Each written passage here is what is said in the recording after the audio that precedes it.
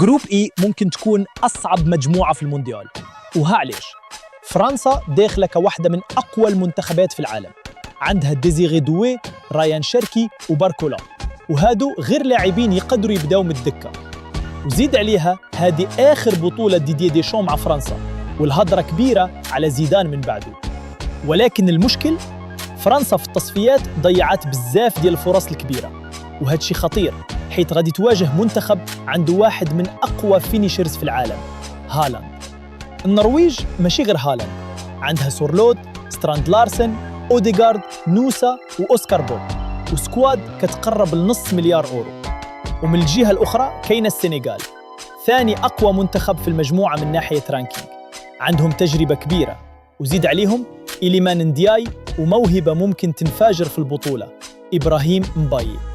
أما العراق راجع للمونديال من بعد غياب طويل بزاف، ولكن بصراحة جاء في مجموعة نارية.